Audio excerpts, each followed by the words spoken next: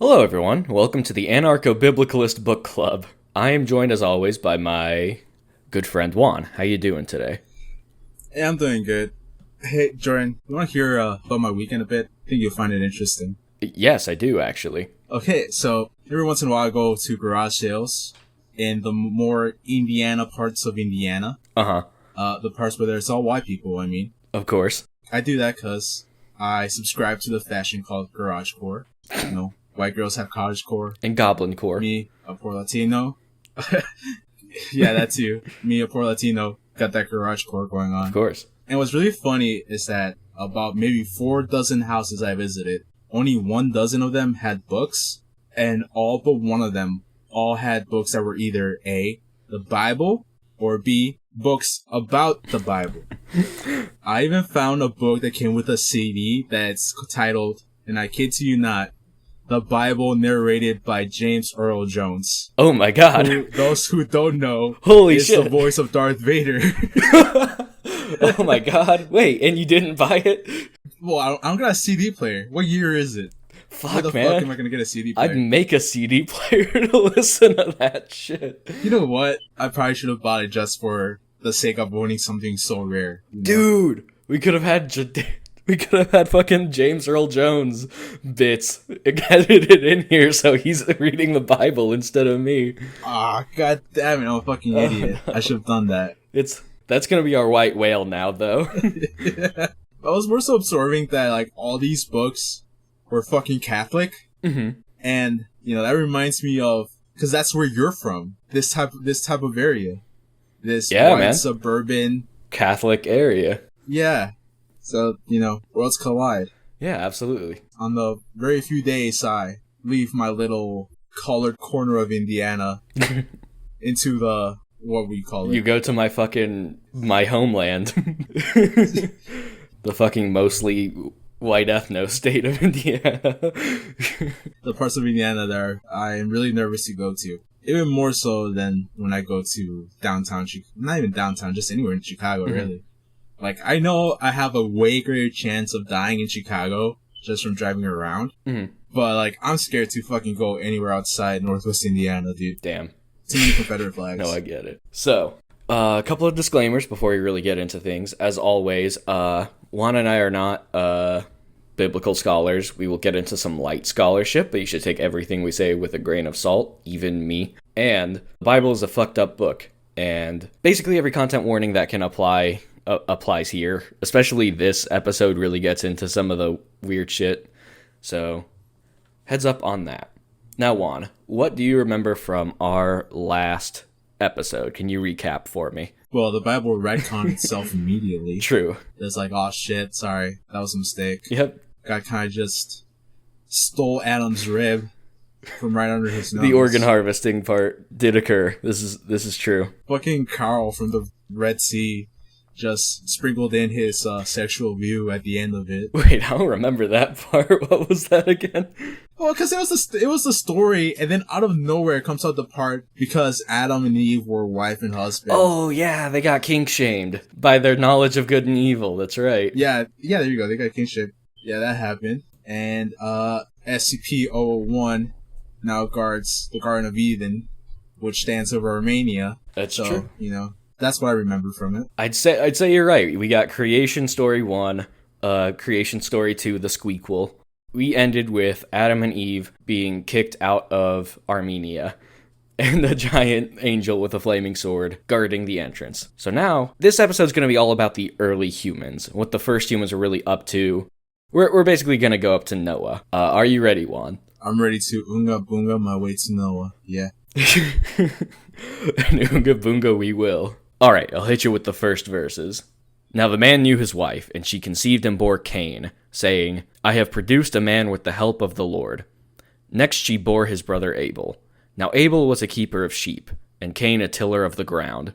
In the course of time, Cain brought to the Lord an offering of the fruit of the ground, and Abel for his part brought the firstlings of his flock, their fat portions. And the Lord had regard for Abel and his offering. But for Cain and his offering he had no regard. So Cain was very angry, and his countenance fell. The Lord said to Cain, Why are you angry, and why is your countenance fallen? If you do well, will you not be accepted? And if you do not do well, sin is lurking at the door. Its desire is for you, but you must master it. So now we introduce Wheat Boy and Hunter-Gatherer and Herder Chad to the story. What the hell is a countenance? Oh, I looked it up. It's basically like his head, he hung his head kind of in shame and in anger. And if you do too much of that, that's a sin? Do they even know what a sin is yet? I think there's a concept of sins in Judaism, and this is like, I mean, and it's less so how the world of the past worked so much as it's how the world of when this was written worked. You know, the mainstream will tell you that it was Moses that came down with his high and mighty 2 rocks with the sins in them. But actually, the real fucking sins were started by Cain and Abel. True. Real fucking trendsetters right there. Oh man, the first sin was fucking eating fruit that you weren't supposed to. It's kind of how like Sex Pistols get all the credit for starting punk, but there were like bands in Detroit that were already doing that shit 10 years beforehand. Yeah, damn. These are those deep cut sins. These are those underground sins. Having your countenance fall. Well, it's not a sin yet, because sin is lurking at the door when it happens. And it wants you, and it's coming. Oh, okay. I love how God is also just like, look, your offering was shit. Why are you mad at me because you did such a bad job? Really, it's your fault if you think about it. Yo, God's a spoiled brat. God is kind of just a fucking brat. He's very entitled. And I think kind of like we established in the last episode, you know what, even if you said probably shouldn't say this, he is kind of a young God, because I have no evidence that he isn't just young. True. Everything was just created. You know what, kind of entitled. He hasn't really fully been developed yet. He's learning. So I'll let it slip. I mean, like, even if he was fucking alive for eons before, you know, this is his first time working with humans. Yeah, maybe he just thought, you know what, they got thumbs. I figured they do a better job. Nah, God. You have yet to realize how lazy we can get. Oh boy. And oh boy do we. Alright. So I'm ready to see Cain just sort of take this lesson from God, from this spoiled God, and just sort of roll with it. And just sort of really just pick himself up, not let that sin in. Let's see what happens next. I'm ready for the next bit. Will the fictional character learn his lesson right away? Like they always do? You know what? This Cain guy, I feel like we're gonna get a lot out of him, and I feel like he's really gonna turn it around. Let's see what verse 8 has to say. Cain said to his brother Abel, "Let us go out to the field." And when they were in the field, Cain rose up against his brother Abel and killed him. What the fuck? What the fuck? Oh. That fucking... I literally reacted as though somebody just gave me a left hook. That hit me really fucking hard. Huh. He sure did, didn't he?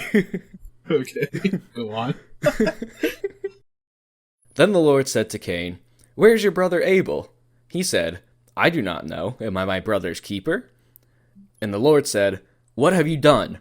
Listen, your brother's blood is crying out to me from the ground. And now you are cursed from the ground, which has opened its mouth to receive your brother's blood from your hand. When you till the ground, it will no longer yield to you its strength. You will be a fugitive and a wanderer on the earth." Cain said to the Lord, "My punishment is greater than I can bear. Today you have driven me away from the soil, and I shall be hidden from your face.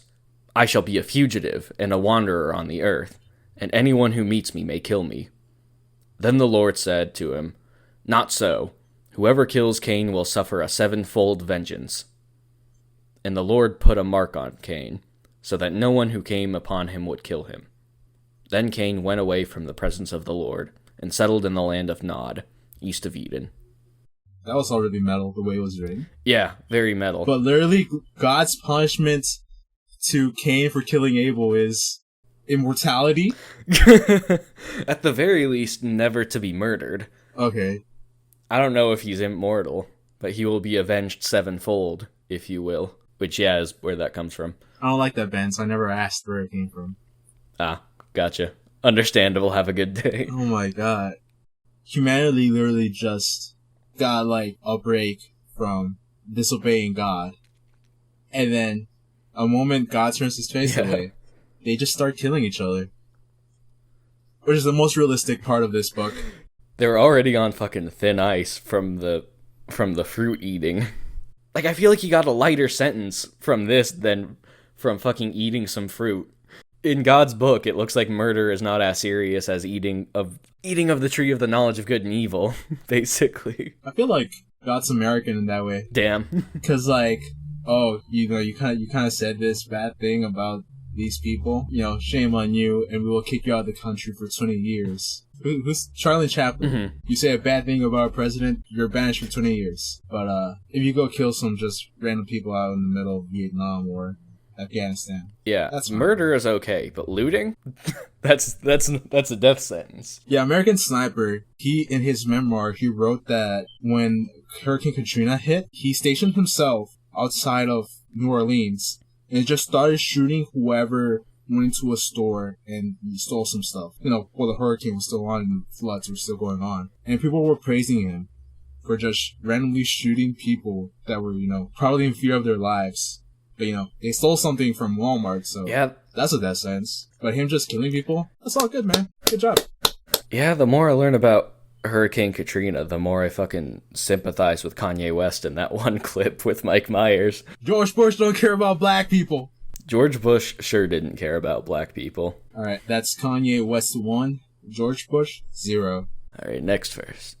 Cain knew his wife, and she conceived and bore Enoch.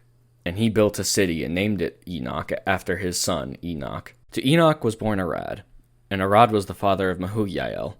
And Mehujael was the father of Methushael, and Methushael was the father of Lamech.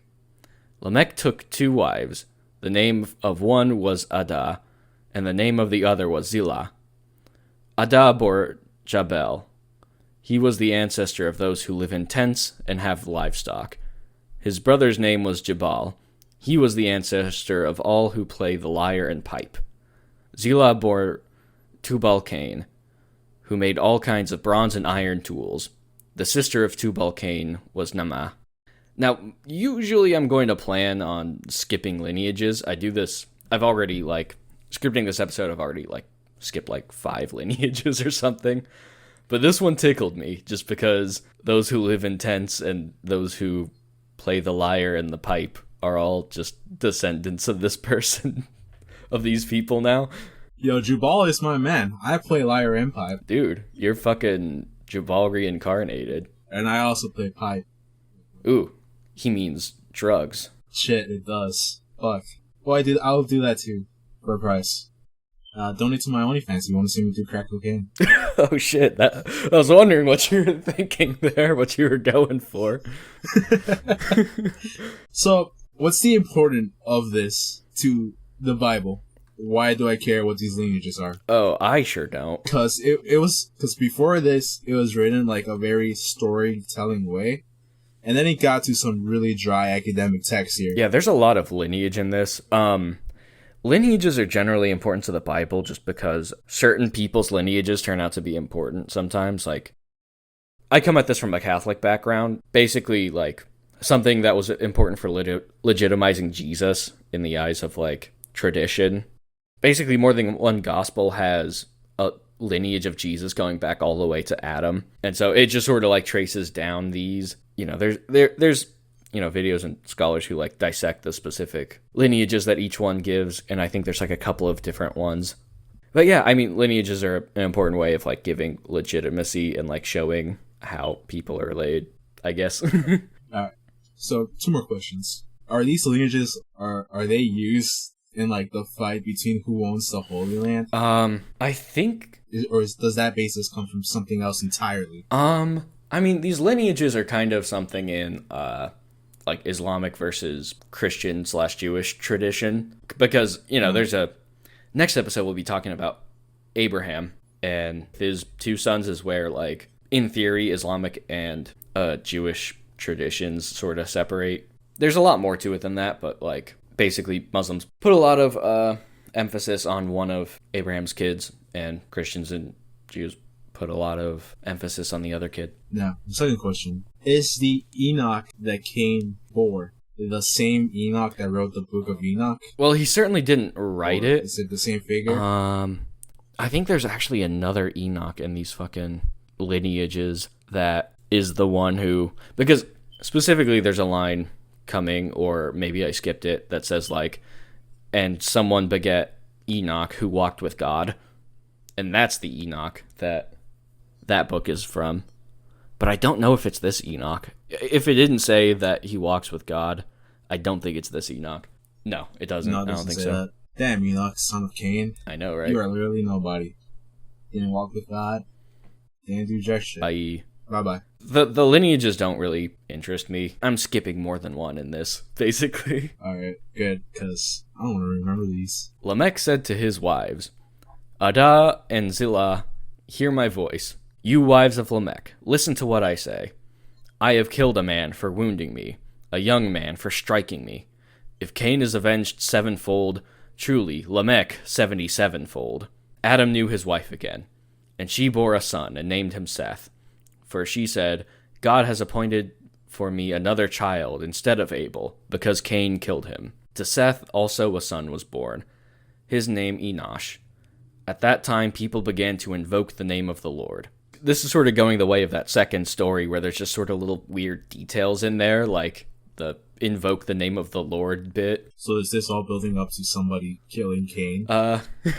We'll have to see. All I can tell you is that 77-fold, damn. But I mean, there's just like these weird little details. I'll spoil it and say that it doesn't really go anywhere. What the fuck? Yeah, I know. There's so many little details in there that just sort of don't add up to much. I know where From Software gets their writing philosophy. I know, right? Just little lore bits here and there that like don't necessarily... Here is Smoke, Lord of Blood. And here is all the lore surrounding him. I killed him. What happens now? Nothing. Well, what was his purpose? Nothing. Did I change the course of the... No! But you have slain Smoke, Lord of Blood. Well, this feels kind of empty now. Yeah, that's basically this, except minus the killing. Bro, that would be a fucking good From Software game, is just going around and killing all these random primordial humans from the Bible.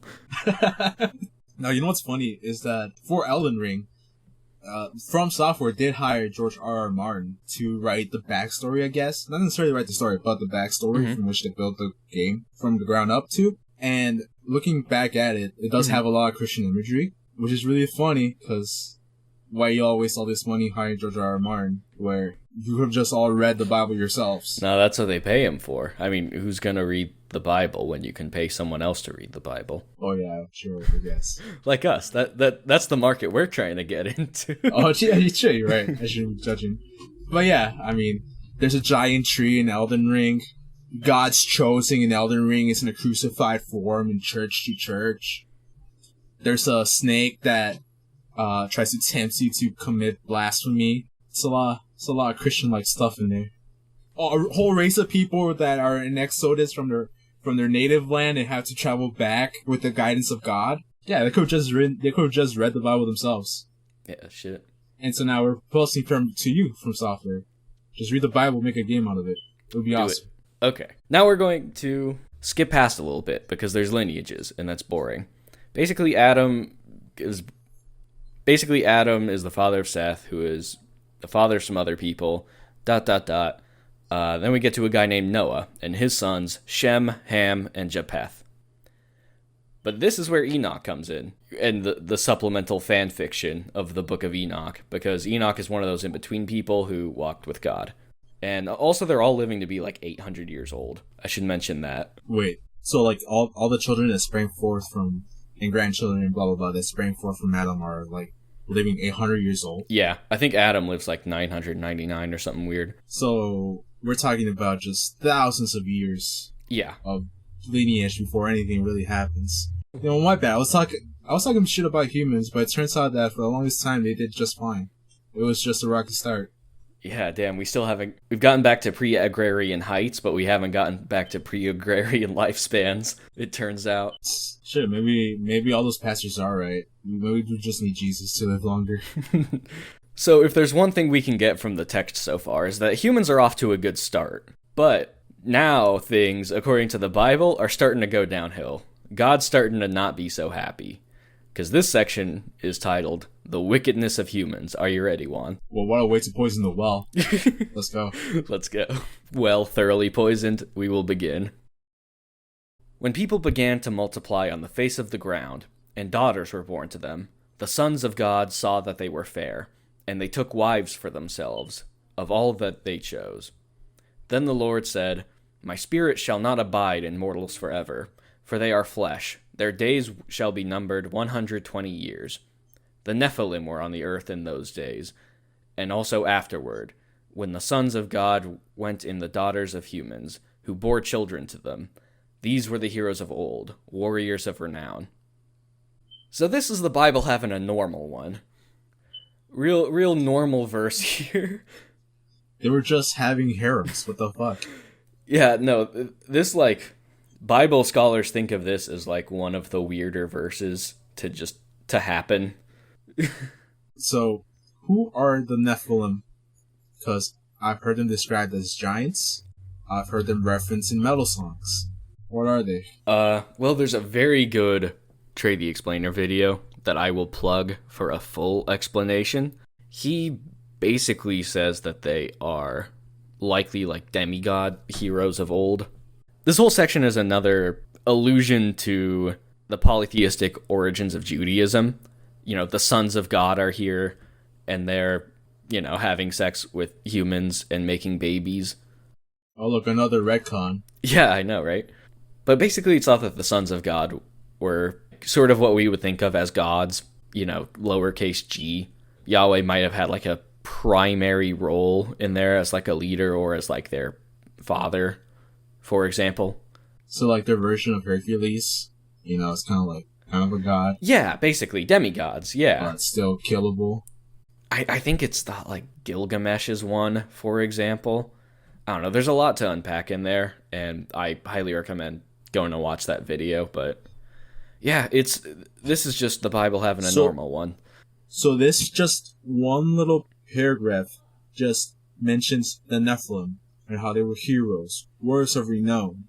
And instead of telling those stories, they decided to waste all that time with all those lineages. I know, right?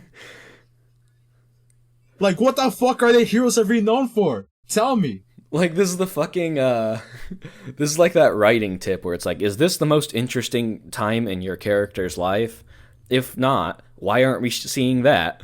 Like, they're showing the, like, the lineages, but they're not showing any of the cool stuff that happens in those lineages, like Enoch walking with God, or the Nephilim, or anything. I also just love the, you know, every sentence in here is just a weird little extra tangent. Where I just love the bit also where it's like, my spirit shall not abide in mortals forever, for they are flesh. They will only live 120 years now. And that just, like, I think that just, like, doesn't happen. I think, like, Noah and all of his descendants live for more than 120 years. They hadn't had a standard unit of measurement yet, so you could have just kind of been a bit off. Just to say how long a year is in an agrarian society. But seriously, it covered fucking harems. It covered the Nephilim, heroes of old, and it just, all these interesting things it could have told, it just puts it all into one paragraph, and just doesn't expand. Thank you, Bible, for being so fucking boring. This is why Christians are diminishing in numbers. I mean, that and the disillusion with organized religion, but... I mean, let's be fair, the Bible's boring to read, which is why there's not a whole new income of Christians. Because nobody's reading the fucking book. I mean, I don't know if the Bible's boring to read. At the very least, if you read it, I think reading it like it's sacred is boring to me anyways. I just sort of... Yeah, no, you're right. I completely take back what I say, because this is really interesting. But I will read more interested in what it's saying in that passage than, like, the last 3 pages that we skipped, where it was just all lineages. We're getting to the interesting bits. The Lord saw that the wickedness of humans was great in the earth, and that every inclination of the thoughts of their hearts was only evil continually. And the Lord was sorry that he had made humans on the earth, and it grieved him to his heart. So the Lord said, I will blot out from the earth the humans I have created, people together with animals and creeping things and birds of the air, for I am sorry that I have made them. But Noah found favor in the sight of the Lord. Oh, what the fuck? Okay, never mind. This shit's not boring to read. Yeah, no, we're picking up, right? Yeah, I was just thinking this is some Warhammer shit. This is just, it's getting a little fucking metal. God always here with the fucking proportional responses. Well, what the fuck did we do? We just kind of had kids. We were be evil. Evil continually. What the fuck did we do? Honestly, he doesn't fucking nip the first murder in the bud, and then the second murder, and then he just is surprised that things kind of go to shit. Again, referring back to when I was first catching on to this and why I became an atheist. Like, supposedly, why am I gonna worship this fucking god that's so indecisive about what he wants? He's clearly not omniscient. He didn't know this was gonna happen. Yeah, you know, sometimes a god's just gotta change his mind. Sometimes the all-powerful, all-knowledgeable being thinks he's wrong, and then changes what he's gonna do with the souls of those who he created. Bro, I fucking love this. First calling some of them, warriors of renown. And then from that going to, I'm just gonna fucking commit Exterminatus on Earth. Yes. He's doing an Exterminatus, you're exactly right. Oh my god. Let's keep going. I'm in for a fucking ride here. Now the earth was corrupt in God's sight, and the earth was filled with violence. And God saw that the earth was corrupt, for all flesh had corrupted its way upon the earth. And God said to Noah, I have determined to make an end of all flesh, for the earth is filled with violence because of them. Now I am going to destroy them along with the earth. Make yourself an ark of cypress wood. Make rooms in the ark, and cover it inside and out with pitch.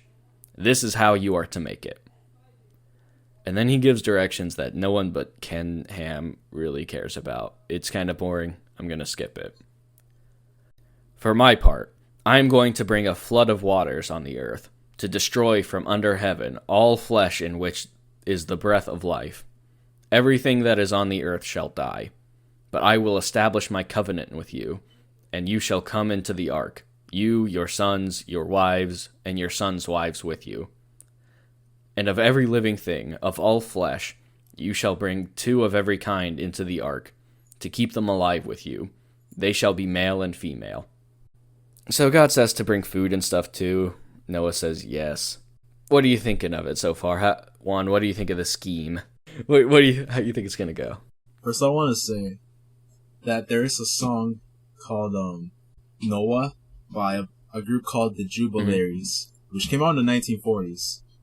And it's just 4 dudes acapelling a tale about Noah.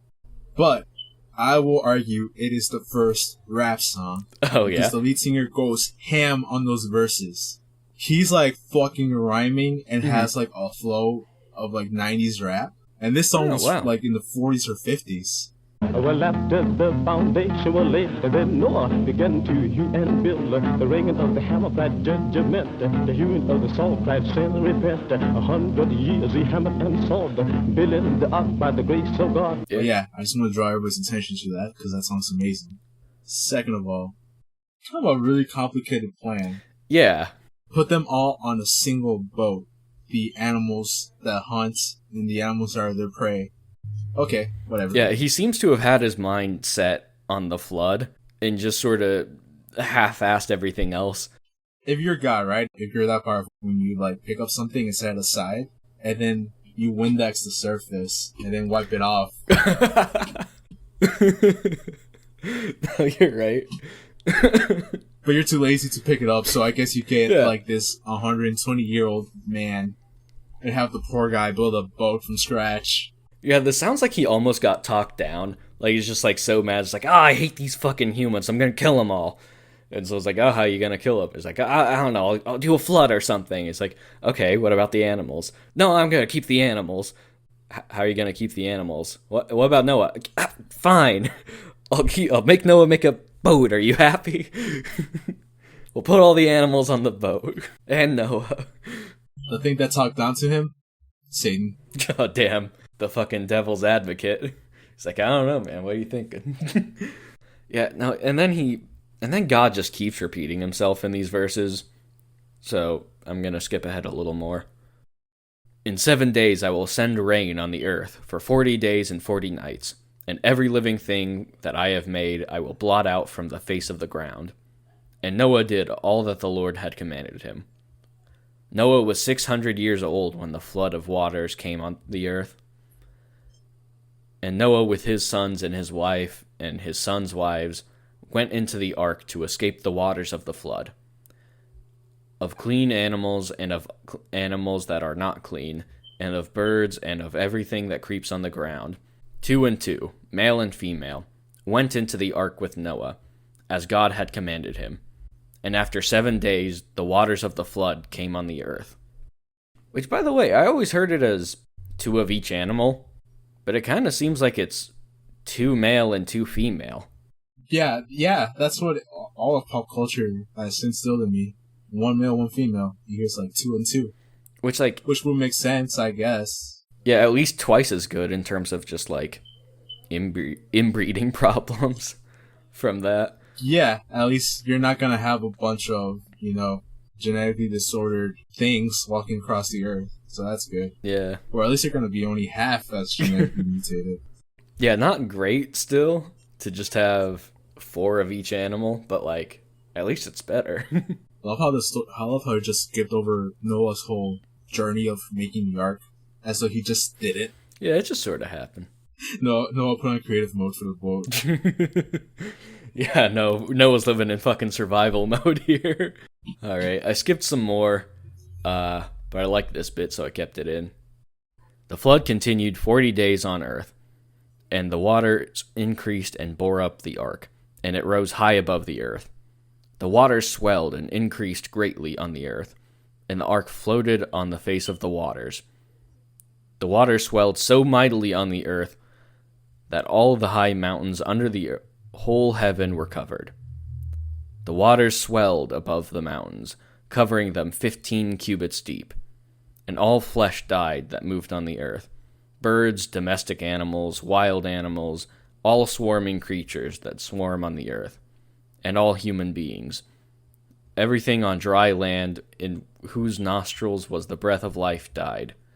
He blotted out every living thing that was on the face of the ground, human beings and animals and creeping things and birds of the air. They are blotted out from the earth. Only Noah was left, and those with him in the ark, and the waters swelled on the earth for 150 days. Yeah, really hitting home how much water there is. Yeah, like, I get it. Everything fucking died. Holy shit, how many times you gotta repeat yourself? You know what this reminds me of? What? That copy pasta about the guy who wrote Da Vinci Code. Oh shit, I almost remember that. It's written exactly like that. What's the premise again? Oh yeah, that's right, critically acclaimed writer Dan Brown. Do you think we should read that real quick so people can just witness the amazing piece of art that is that copy pasta? I don't know. Maybe not. Maybe look it up. Look up the Dan Brown copy pasta. We'll put it at the end. Yeah. I was gonna say, but funny enough that the world was... its first destruction, I guess, came about the same way it was created. Yeah, damn. Fucking chaos is coming. Is taking over. It's the unmixed waters, dude. And if they reached higher than the mountains, the separated waters were once again mixed. Yeah. Damn. Did you just get rid of the firmament for a little bit? Who's to say? Okay, so he did all this. This was only gonna wipe out everything that was on land. What about the fucking dolphins? They're more twisted and fucked up than we are. What do they get a pass? You know what? I never thought about the fish, to be honest. Near to God. Shit, I'm still deep in that. Like, dolphins be raping other animals. They be raping each other. They be bullying smaller fish for their own entertainment. They be doing drugs and shit. Why do they get a free pass? Oh shit, you're right. Dolphins are at least as bad as people. And they're just... The only thing that's stopping them is that those fuckers ain't got opposable thumbs. God just looked at the dolphins and was like, no, They're cute, actually. Yeah, I guess it's because they can make a face and like kind of like do a thing where they like backpedal in the water. You know, we try to do a cute face. God would look at us like, "What the fuck is wrong with you?" I guess Satan never fucking never presented God with that one. Maybe that's the one that would have been like, fuck it, never mind. That was the one that would have talked God down from his wrath. Okay, I got a theory here. Satan convinced God to destroy all the people on the earth, right? Okay. Because he foresaw that was going to be a problem when he eventually did his whole rebellion. But his rebellion was going to be from the sea up. So he would have a whole armada of dolphins, whales, sharks. And there was nothing on the land that could stop it. Damn. But then he kind of slept through the alarm. I love how he woke up and was like, "Oh shit, did that happen already? Fuck." I love how I guess I'll just be the most handsome angel. I love how complicated your theory was up until that point. No, seriously though, because the dolphin should have been gone too. Really funny if it was in the dumbest way possible. Like, yeah, he just kind of like picked them all up and just threw them up in the air at the same time. God never suspected it. He threw them so high that like the waters eventually calmed down, and they didn't fall until the waters calmed. They all just hit the land. Just imagining, just like, just like slowly increasing rain of dolphins. I'll have to thumb through the Bible to the part where Satan's rebellion happens. Let me just Oh, it's not there actually. God damn it, I forgot. I'm sorry, but like that's kind of the part I was most excited to hear about, and it's not even in there. Yeah, sorry, I tricked you without even knowing it. Whatever. I guess we'll just have to cover in our next iteration of this podcast, the Anarcho-Islamist book club. Shit, I wonder if we'll do sequels. I'm wondering if we'll even. I don't even know how we're going to format the books of the Bible, because everybody puts those in different orders. We'll worry about that later. Now let's get back to God being a fucking idiot. God being a fucking idiot. Let's go. But God remembered Noah, and all the wild animals, and all the domestic animals that were with him in the ark. And God made a wind blow over the earth, and the waters subsided. The fountains of the deep and the windows of the heavens were closed. The rain from the heavens was restrained, and the waters gradually receded from the earth. At the end of 150 days, the waters abated. And in the 7th month, on the 7th day of the month, the ark came to rest on the mountains of Ararat. The waters continued to abate until the 10th month. In the 10th month, on the 1st day of the month, the tops of the mountains appeared. So yeah, I mean, looking back to that first creation story, there's a lot of wind and water in this one. A lot of wind from God, lots of unseparated and then separated again waters. It looks like the flood was coming from below and above, which I thought was kind of interesting. Yeah, I mean, the sky is water. No, we're not giving it that leeway. But you know, if the air came in to push the water away, where the fuck did it push it away to? Off the fucking edge? Fucking, I guess.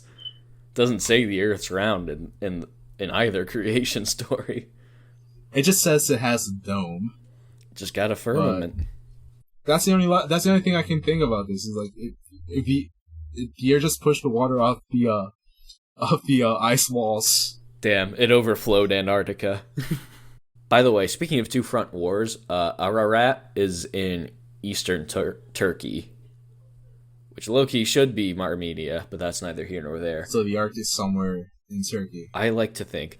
Are there even mountains in Turkey? Yeah, I mean, eastern Turkey at the very least. The part that used to be Armenia. Yeah, they are. Alright. I mean, really, the Ark is in Williamstown, Kentucky. Thanks to Ken Ham. Thanks to Ken Ham, yeah. Who I'm sure paid attention to those verses that I skipped. You know, I don't know much about that, museum other than there's a display with an ankylosaur and a little girl? Where the fuck you get that from? He thinks... I've been reading the same book as him. And there's nothing about an ankylosaur. True. It does not say anything about, any dinosaur, in fact. It's almost like, the humans who wrote the book didn't know dinosaurs were a thing. Though they might have been useful around this time, because that way when the humans were misbehaving, God could just use the ankly as club his tail to bonk them. True. Fucking bonk us and send us to horny jail. Which, by the way, I've been debating with myself whether to talk about like antediluvian art and how metal and weird it is sometimes. Because like I remember that one picture of like fucking like giants fighting dinosaurs in like an arena with people just like screaming at them. What the fuck is antediluvian? It means before the flood.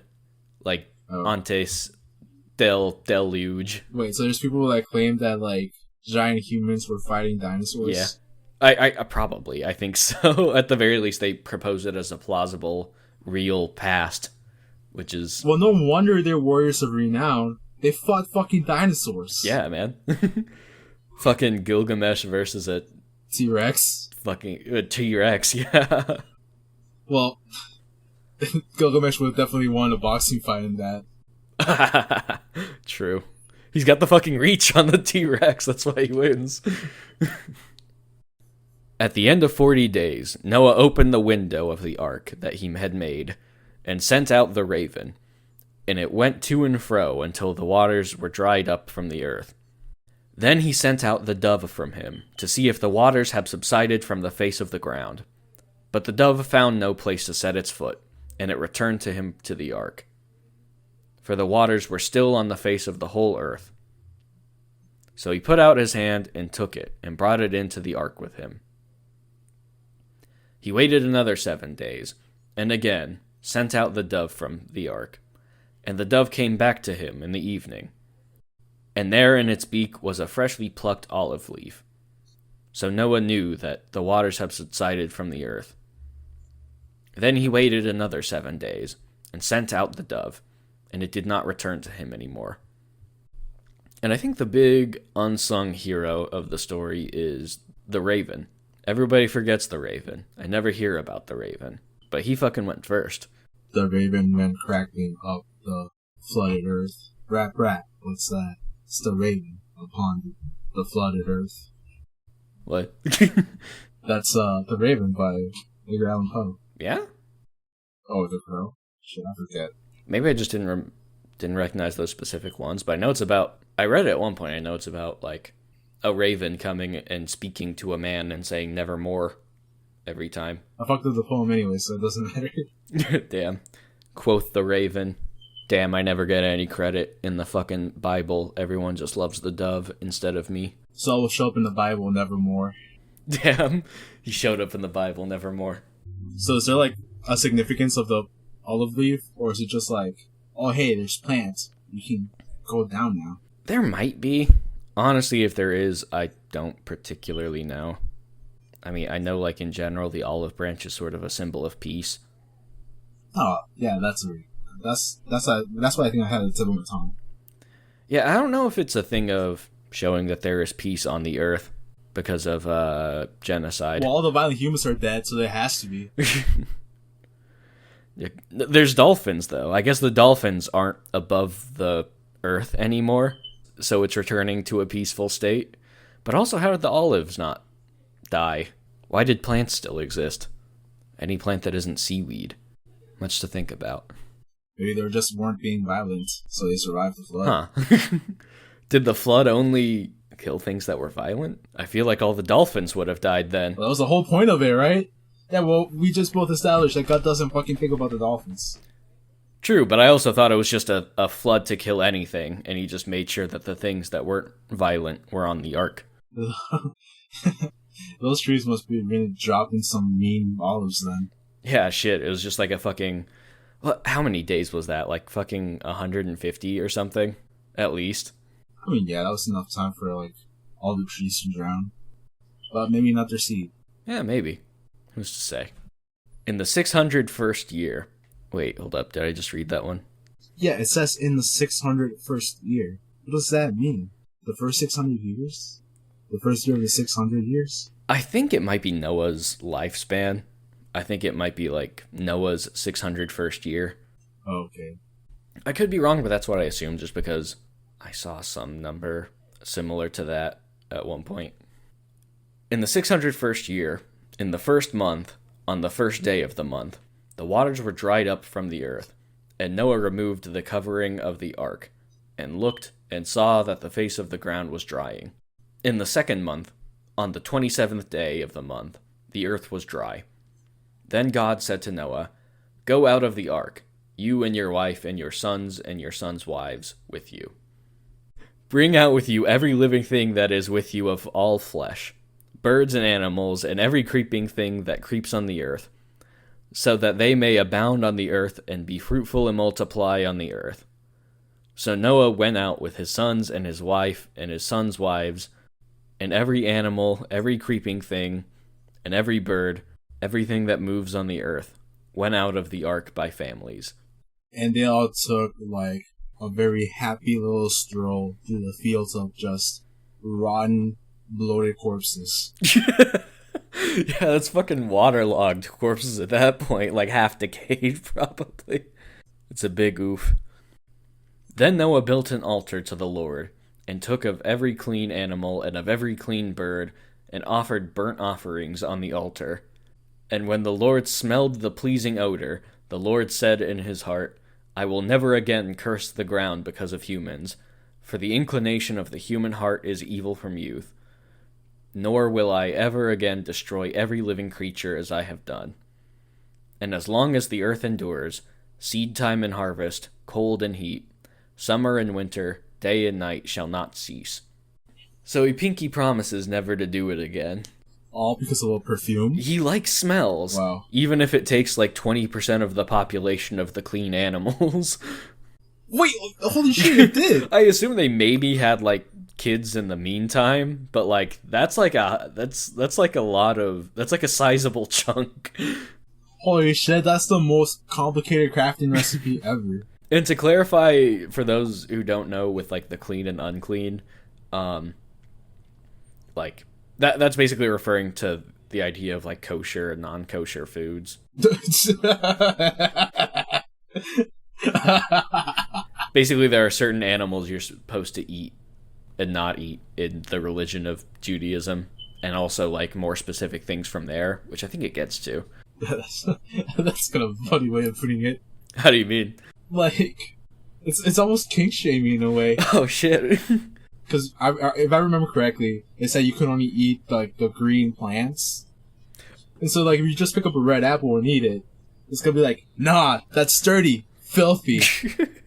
I guess it does have some of that language. I'm not trying to, only trying to get playfully anti-Semitic here, but it's a little silly in some ways.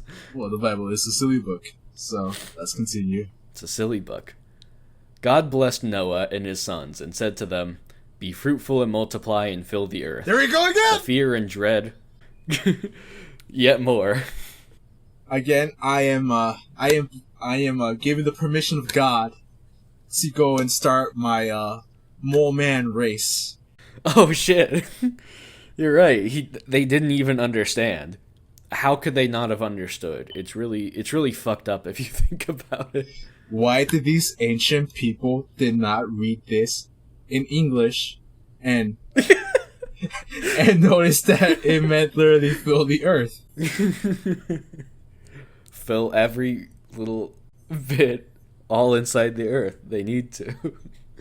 Mole man religion coming soon to a church near you. The fear and dread of you shall rest on every animal of the earth, and on every bird of the air, on everything that creeps on the ground, and on all the fish of the sea. Into your hand they are delivered. Every moving thing that lives shall be food for you. And just as I gave you the green plants, I give you everything. Sorry, the green plants. No more king shaming. No more king shame? Yeah. Only, you shall not eat flesh with its life, that is, its blood. For your own lifeblood I will surely require a reckoning. From every animal I will require it, and from human beings, each one for the blood of another. I will require a reckoning for human life.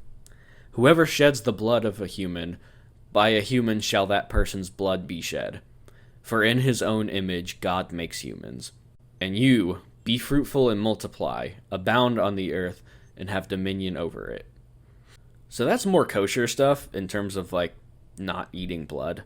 Also, God made us omnivorous on that day, it seems. Thank God.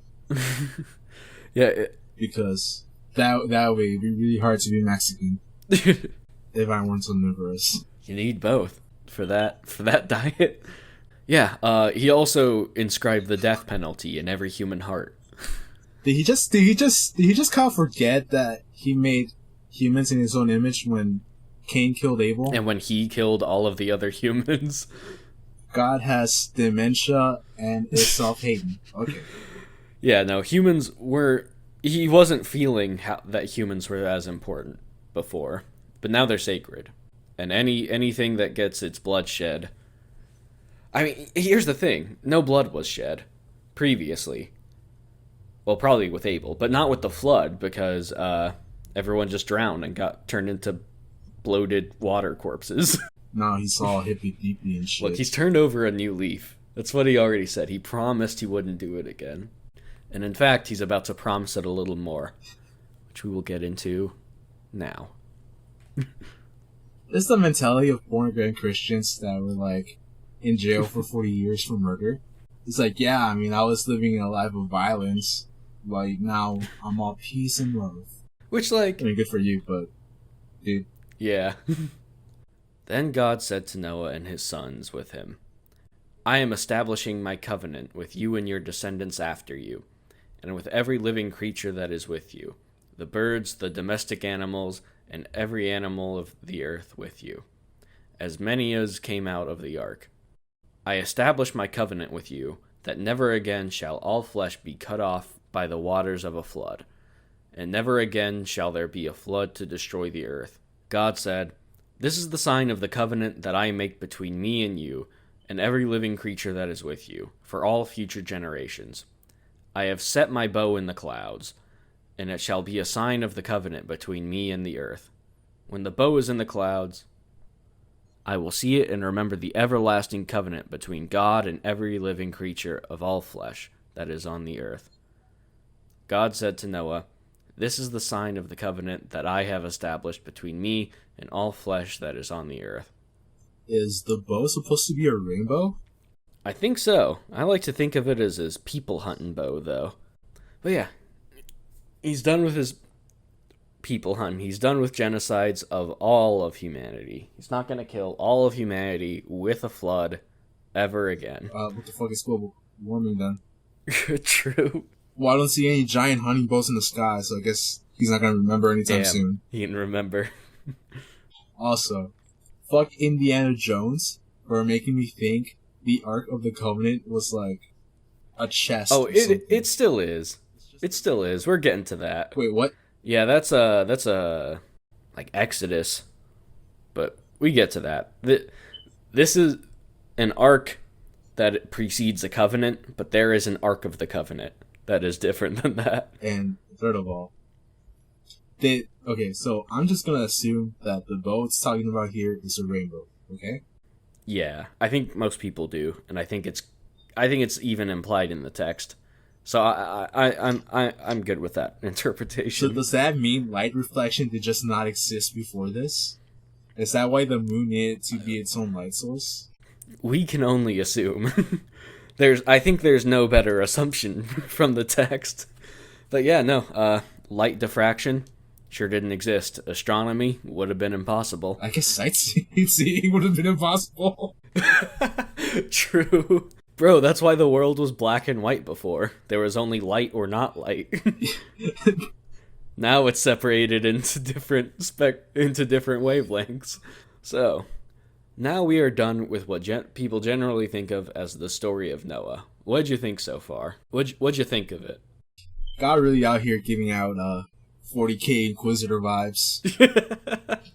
chaos has taken over this world. Everybody's violent.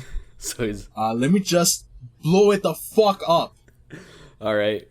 Except got a little bit more creative than GW's writers, and went like, I'm gonna flood it. Yeah, you're right. Used a flood, used chaos against itself, unseparated the waters to get rid of all of the humans who do bad things. Like unlisted thing A and unlisted thing B. What an overreaction, I think. Yeah. We've done the story that, I had in my little Bible picture book, for example. And my little, kid's Bible or whatever. But, oh wait, there is actually more to Noah's story. And it gets weird. Are you ready? I'm never ready for this shit. Let's go. The sons of Noah who were out of the ark were Shem, Ham, and Japheth. Fucking terrible names. Holy shit. if they're about to commit some atrocities, I understand. He might have been a righteous man, but he wasn't a good namer. Those names suck. I'm sorry. They actually do have some significance. I gotta give the writer that, but we'll get into that in a minute.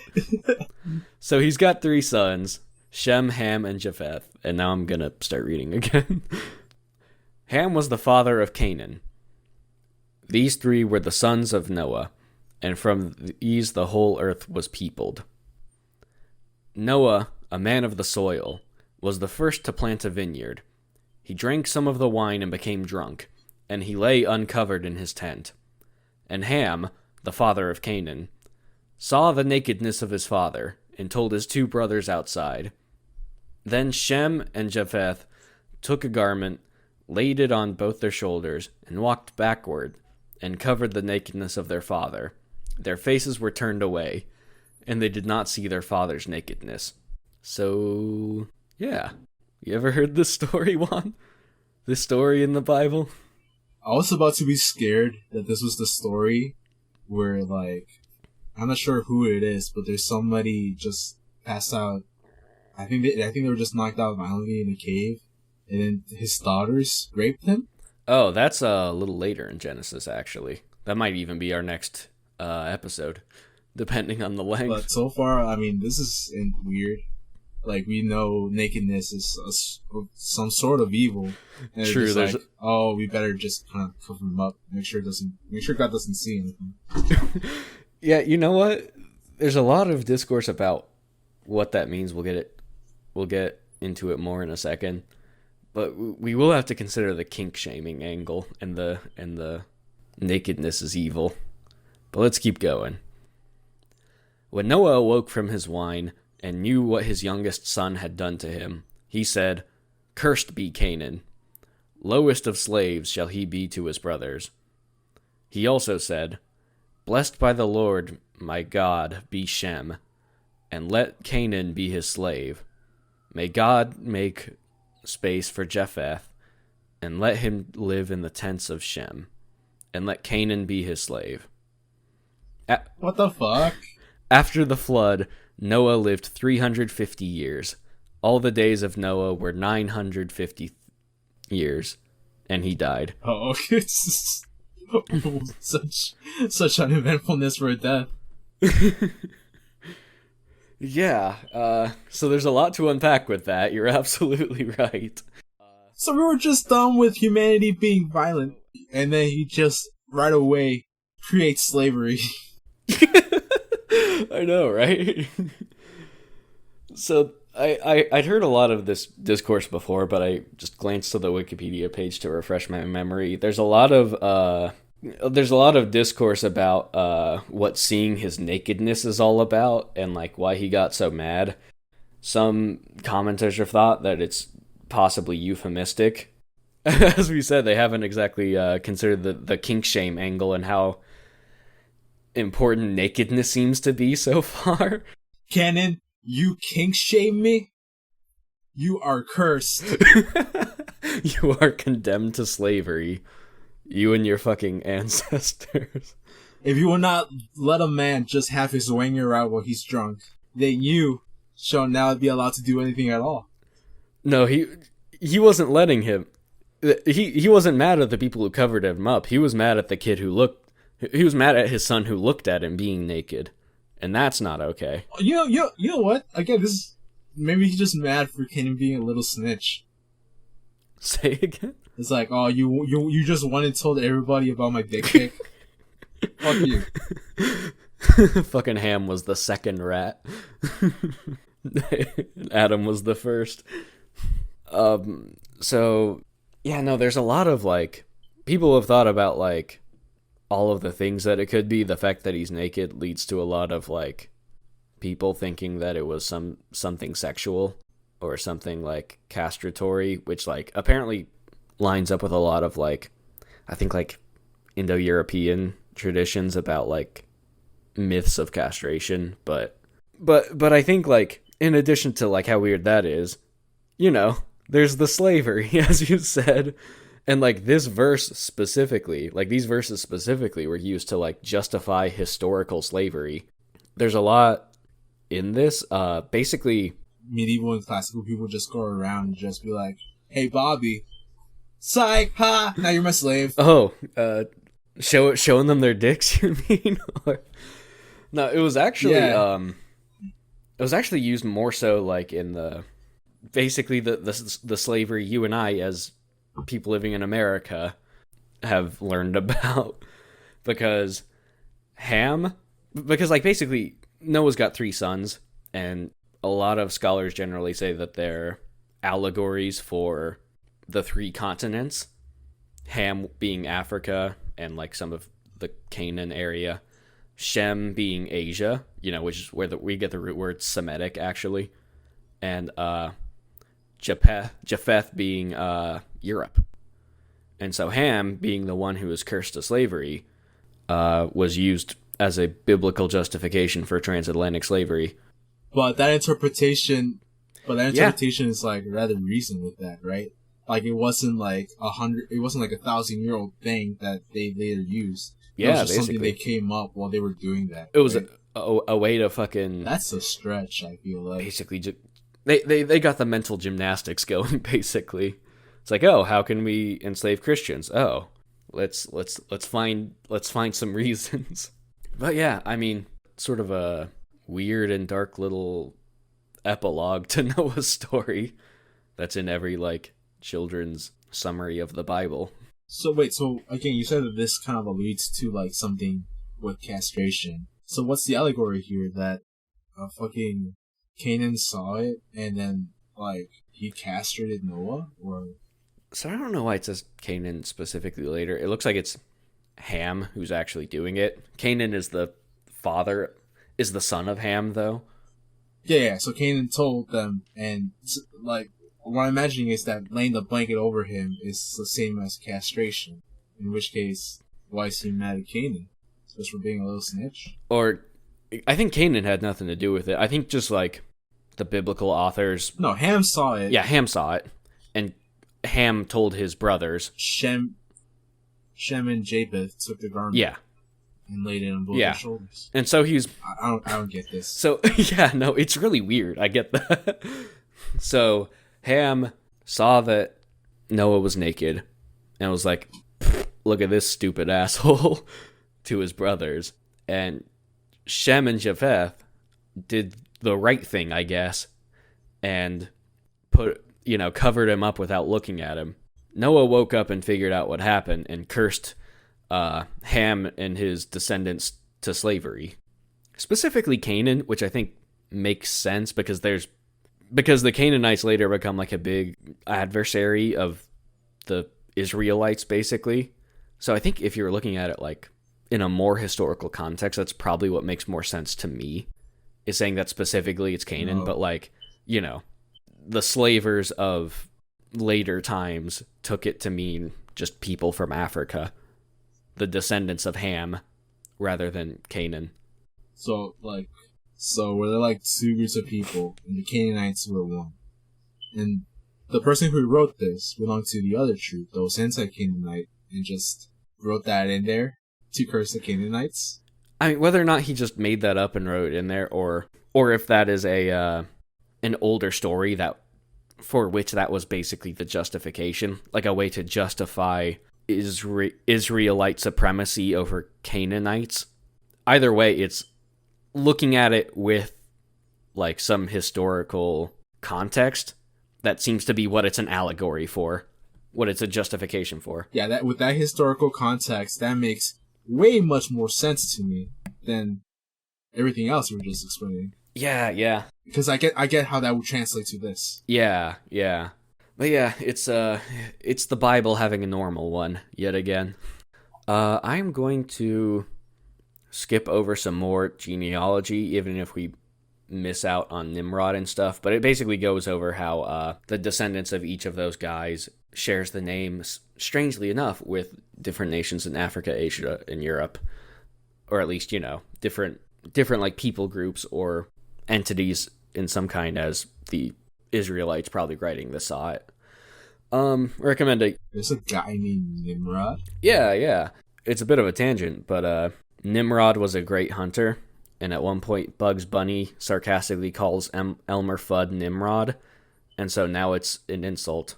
Now it's a word for somebody who's stupid. What the fuck? Yeah. Oh my god, that's the biggest, fall from grace ever. I know, right? Your name is, at one point synonymous with hunting. And then Bugs Bunny fucking says a joke, and now you're equated with stupidity. Which really speaks to the cultural power of Bugs Bunny. Holy shit, what a terrible fate. Yeah, it's pretty great. That's not the only terrible fate Bugs Bunny has instilled in us, because he also gave us Big Chungus. True. The curse of a meme that has stained the internet. And that is the biggest scourge from God since the flood. He did not. I literally have never felt good and evil until I saw that meme. And I chose evil. Shit. Is that, maybe that's the fucking image of the fruit of the knowledge of good and evil. It's just in that shape. What a stain upon the face of a perfectly funny record that memes have. Yeah. A damned shame. All right. I'm sorry, Nimrod. I will try to re-glorify your name somehow. I don't know if it's possible. No, it's not possible, because if I try to do it, the alt-right will bandwagon it, and I figure it'll somehow end up being referred to people like Tyler Rittenhouse, I feel like. So I better not even. I could definitely see Jordan Peterson making a video about Nimrod or whatever. Before we go, I'll do one more little story. That's right after this explanation about all of the descendants of Noah and stuff, and that is the Tower of Babel. Are you ready, Juan? Actually, I am, because I like the story and concept. Yeah, this will be just like one last little thing before we go today. Now the whole of the earth had one language and the same words. As they migrated from the east, they came upon a plain in the land of Shinar, and settled there. And they said to one another, "Come, let us make bricks, and fire them thoroughly." And they had brick for stone, and bitumen for mortar. Then they said, "Come, let us build ourselves a city and a tower, with its top in the heavens, and let us make a name for ourselves. Otherwise we shall be scattered abroad upon the face of the whole earth." So yeah, it seems like a bit of a sanitation and logistical disaster. But, okay. The Lord came down to see the city and the tower, which mortals had built. And the Lord said, "Look, they are one people, and they have all one language, and this is only the beginning of what they will do. Nothing that they propose to do will now be impossible for them. Come, let us go down and confuse their language there, so that they will not understand one another's speech." So the Lord scattered them abroad from there, over the face of all the earth, and they left off building the city. Therefore it was called Babel, because there the Lord confused the language of all the earth. And from there the Lord scattered them abroad, over the face of all the earth. Oh, so that's why it's called just babbling. Yeah, Oh. yeah. That's the thing picked up from here.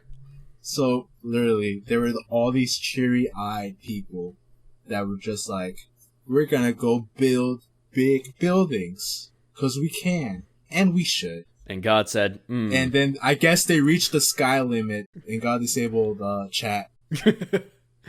Yeah, no, God looked at that and was like, big building? I don't like that. Well, fuck you, God, because we built plenty more. Yeah, I mean, truly this was God's successful project. He made sure that we would never reach the heavens or make weapons that could, for example, destroy all life on Earth. he permanently and always fixed that problem with this. I mean, you gotta give us credit. We will literally just spit on the face of God wherever. Even in his own book. Even in his own book. We killed our brothers right in front of him and ate from the fruit. Which he told us not to do, and we still did it. They all fucking love this, because like, when aliens come and try and study our history and read our literature, they'll be like, wow, I guess they were just predestined to just not do as they're told. They just hate following orders, damn. And they hate their brothers sometimes. No wonder this place is all sort of messed up. Yeah, this really is the fucking story of shitty siblings. This episode in particular. Yeah. Is there a reason why he just hated the tower? It's a slippery slope. Seems something one. Great, you know? If they make a tower, next they might do other things. Oh, is that what it is? Making a tower is really the biggest thing you can do. It's really like nothing is hard from there. I can just imagine like what would be the equivalent of a conservative back in those days. And they'd be like, oh, these young city folks with their tower, you let them build a tower, next thing you know, they're fucking each other in the ass. God did not intend for us to make towers. It is the path to sin and to separation. I wonder if then the God favored the Iroquois, because instead of building up, they just built longwise and just made long-ass townhouses. We can only assume. I mean, I think this is also further support for the theory of filling the earth, going deep instead of building up. God already proven that he does not approve of reaching the sky limit. So now we must bury and reach bedrock. Yeah, I mean, he obviously doesn't like when we build up. And nobody tried building down for whatever reason. I don't know if nobody tried, but they didn't try hard enough is what I'm saying. The Russians did, but they pussied out because, oh no, the hole is too hot. Our equipment is melting. Our people are dying from heat exhaust. Oh no. Fucking pussies. Cowards. Alright, that's the end of the episode. What'd you think overall, Juan? This book is just filled with left hooks all over the place. Damn, Abel, you're not bountiful enough. Stab! And then it gives you a long, boring list of lineages, and that they were great warriors. And then God's like, man, these people are evil, I'm just gonna wipe them all out. Then Noah saves the day with building an ark, and saving the animals, and then creates slavery. Yeah, a real mixed bag, Noah. These people get together and build a nice little town, and then languages are born. Yeah, I like how Noah just has like one rough hangover and a weird night the night before, and he goes from the one righteous man in humanity to the person who instituted slavery. I can't tell with this book anymore. It's all been left hooks since the beginning. Yeah, no, it's a lot for sure, which is why we're diving in.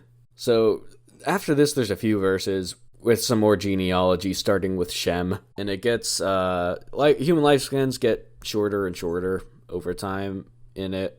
I think we get down to like 200 years or so. Still not the 120 that God said in that one verse. But it ends with a man named Terah who had 3 sons, Abram, Nahor, and Haran. And that is where we'll pick up next time. All right, Juan, thank you for joining me. And once again, thank you for explaining all this to me. So we'll pick up with Abram next time. Until then... Thanks for listening, people. And goodbye.